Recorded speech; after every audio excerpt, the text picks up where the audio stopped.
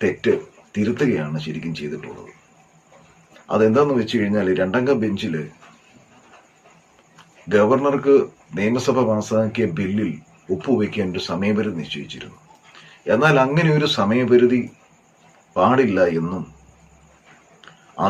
അങ്ങനെ ഒരു സമയപരിധി ഭരണഘടനയുടെ ഗവർണറെ പറ്റിയുള്ള അധികാരങ്ങളിൽ ഒന്നും പറഞ്ഞിട്ടില്ല എന്നും ഏറ്റവും കൂടുതൽ ചെയ്യാവുന്നത് ഏതെങ്കിലും പിന്നിൽ അസാധാരണമായ താമസം വന്നാൽ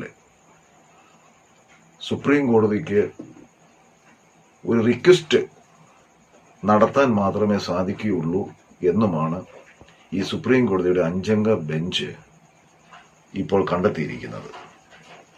സുപ്രീം കോടതി തന്നെ സുപ്രീം കോടതിയുടെ ഒരു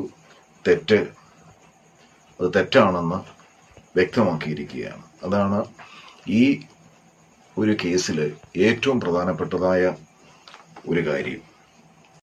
അത് മാത്രവുമല്ല, ഈ റഫറൻസിനെ വ്യത്യസ്തമാക്കുന്നത്, ഒരു ബില്ലിൽ ഒരു നിശ്ചിത കാലയളവിനുള്ളിൽ ഗവർണർ ഒപ്പിട്ടില്ല എങ്കിൽ, അല്ലെങ്കിൽ തീരുമാനമെടുത്തില്ല എങ്കിൽ, അതായത് ഗവർണർ ഒരു അസന്റ് കൊടുത്തില്ല എങ്കിൽ അത് നിയമമാകുന്ന ഒരു രീതി ഉണ്ടായിരുന്നു. അതിനെ നമ്മൾ ഡീംഡ് അസന്റ് എന്ന് പറയും.